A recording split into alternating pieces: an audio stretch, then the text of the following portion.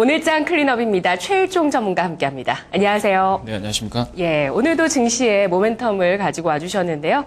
한 가지 선택해볼까요?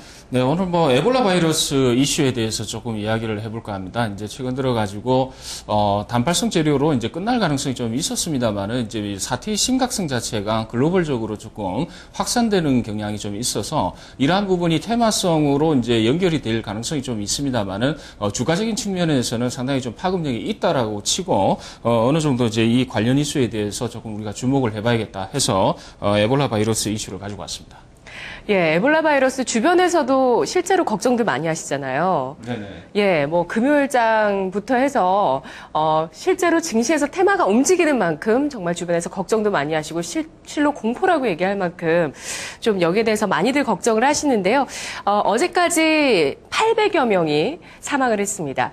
자, 이와 관련해서 증시에서 어떤 식으로 이 테마가 앞으로 움직일 것이라고 전망하시는지 이 부분에 대해서 좀 집중해서 볼 필요 있을 것 같아요. 일단 그렇습니다. 일단 한번 차트를 한번 보시겠는데요. 지도상의 이제 그림입니다. 이제 한 세 가지 좀 팩트를 가지고 한번 이야기를 해볼까 합니다. 이제 첫 번째 이제 팩트 같은 경우는 전 세계 확산 우려가 있는지 없는지에 대해서 한번 이야기를 해보고 거기에 관련해서 수혜를 받을 수 있는 이제 종목들이라든가 항목이 어떤 건지를 갖다 좀 알아봐야겠다 이렇게 보고 있는데 일단 여기 이제 그 지도를 보고 계시면은요. 지도에 보시게 되면은 이제 그 오른쪽에 보면은 이제 시에라레온이라는 이제 그 지역하고요.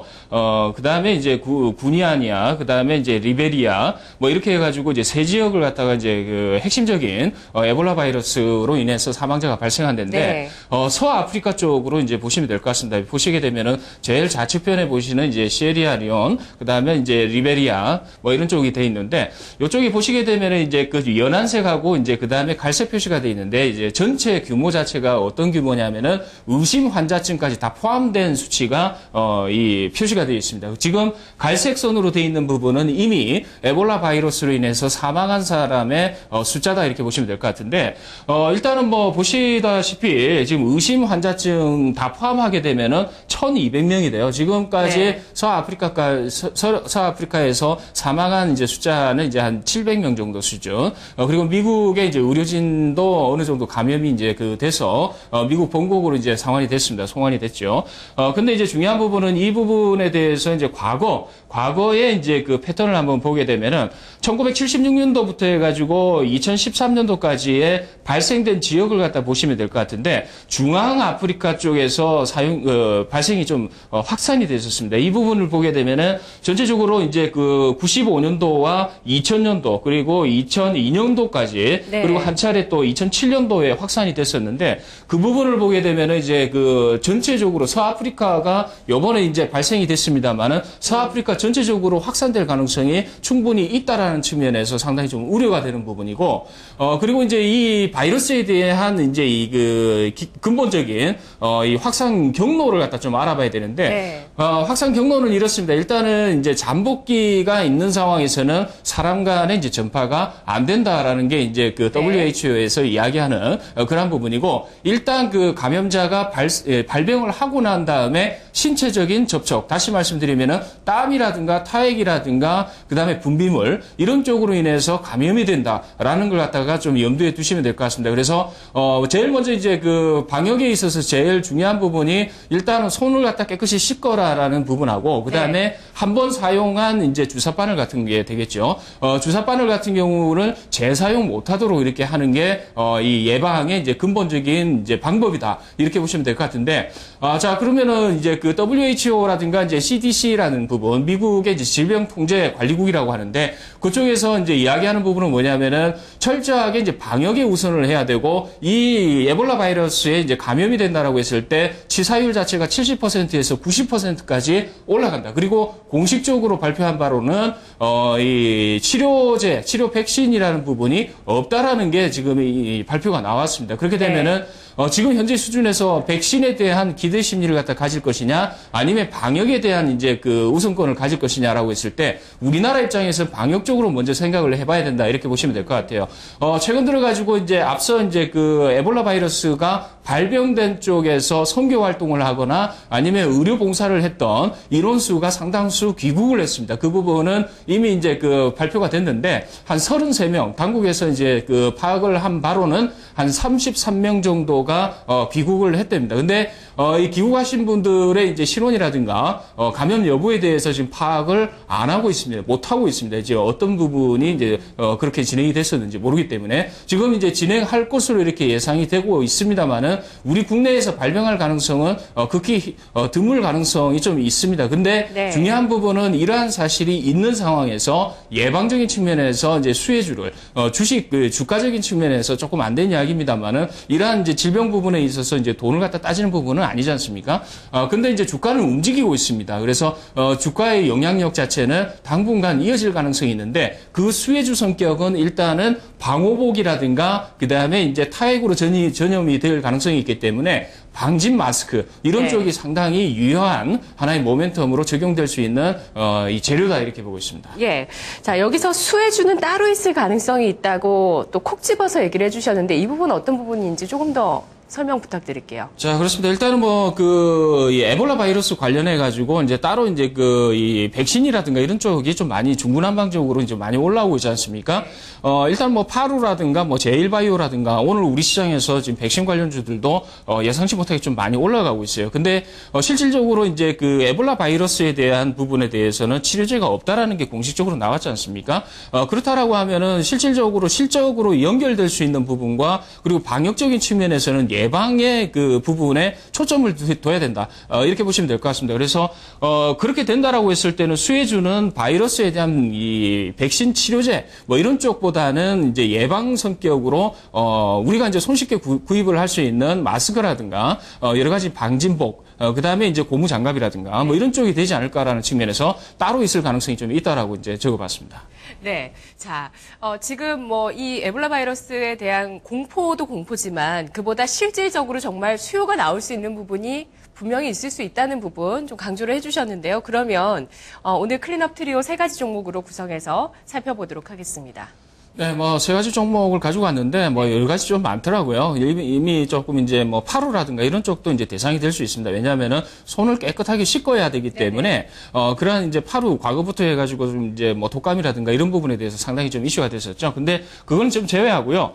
마스크 관련으로 들어가겠습니다. 이제 웰크론하고 FTNE 같은 경우는 이제 마스크 쪽이고요. 그 다음에 진원생명과학 같은 경우는 이제 실질적으로 자회사가, 이 에볼라 바이러스에 관한 이제 이 1차 임상 실험을 지금 하고 있습니다. 그래서 치료제 관련한 이제 백신 관련한 이제 성과가 있을 시에는 핵심적으로 부각이 되겠지만은 1차 지금 이 임상을 지금 하고 있는 상황이기 때문에 네. 이 성과라든가 이제 그런 부분에 대해서는 불확실하다라는 측면에서 이제 핵심적으로 이 3종목을 갖다 좀 가지고 왔습니다.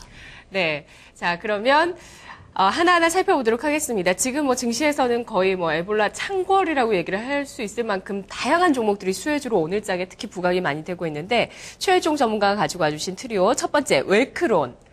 자, 어떤 포인트 있을까요? 자, 본 종목 같은 경우는 이제 마스크, 그 다음에 이제 나노 섬유 관련해가지고 핵심적으로 이제 강점이 있습니다. 이제 이 부분은 뭐냐면은 과거에 우리가 이제 유럽과의 FTA가 이제 성사가 됐을 때, 섬유 쪽에 이제 실질적인 수혜를 많이 본다. 다시 말씀드리면은 섬유 쪽에 이제 관세가 철폐되는 쪽이었기 때문에 실적적인 측면이 상당히 부각이 될 가능성이 있다. 이렇게 이야기를 하고 있죠.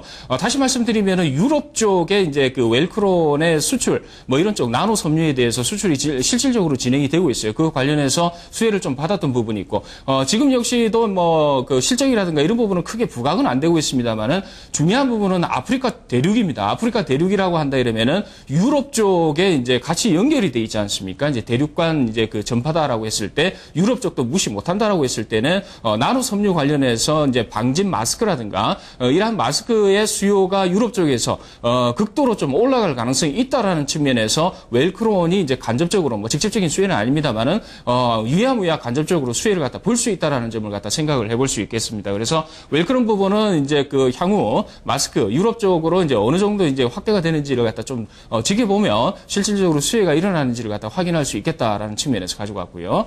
네.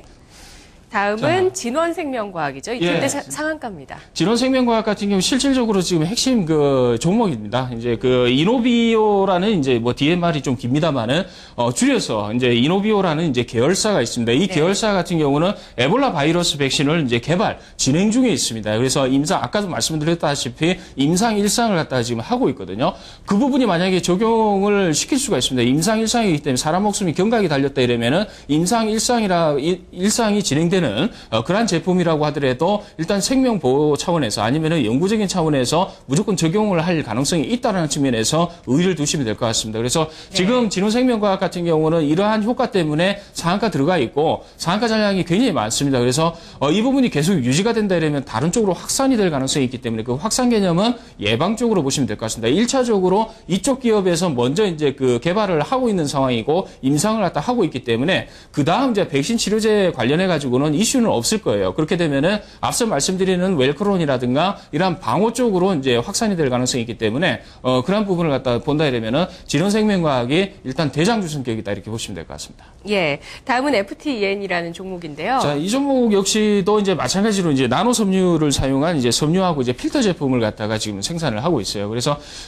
재무구조라든가 이런 부분은 크게 뭐 좋아지는 부분은 없습니다. 이제 안 좋은 상황이고, 근데 이제 중요한 부분은 이제 그 나노 섬유에 대한 이제 그 확대 그러한 부분으로 봤을 때는 이 종목 역시도 핵심적으로 지금 확산 개념의 이제 종목이다 이렇게 보시면 될 것 같습니다. 이제 50이라든가 뭐 이런 쪽도 이제 핵심적으로 이제 마스크 관련인데 실질적으로 봤을 때는 이제 그 상승률이라든가 시장의 이제 가벼움 그러니까 이제 테마성의 값어치 그리고 시세의 탄력성을 봤을 때는 일단은 뭐 클린업 뭐 트리오 쪽으로 포함시키는 게 낫지 않을까라고 해서 50보다는 이제 FTN이 이쪽을 갖다 가지고 왔습니다.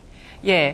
자, 그러면 관련주 중에서 그리고 트리오 중에서 한 가지 종목을 골라서 또 실제 투자에 어떻게 적용할지 조언을 좀 해주시죠. 자, 일단 이 종목은 가벼운 종목입니다. 리스크를 좀 관리를 하셔야 되고 하이리스크 하이리턴인데 통상적으로 우리가 언론에서 이야기를 할 때요. 하나의 그 이제 그 이슈가 되는 이제 그 뉴스가 있지 않습니까? 이제 흔히 말하면은 이제 뭐 특보다 아니면은 이제 특종이다 이렇게 이야기하는데 특종의 개념 자체는 뭐냐면은 그 이슈를 가지고 일주일 이상 의 그 헤드라인을 장식한다라고 했을 때 그 부분이 특종이다라고 이제 그 판별을 하고 있는 걸로 제가 알고 있습니다. 근데 저번 주 말부터 해서 에볼라가 이제 슬슬 이제 이렇게 지금 이슈가 되고 있는데 일단은 뭐 그 저번 주 이제 금요일부터 이슈가 되고 있습니다. 이번 주 내내 이슈가 된다라고 했을 때는 특종감 뭐 다시 말씀드리면 테마로서는 상당히 좀 중요한 값어치를 가진다 이렇게 보시면 될 것 같거든요. 네.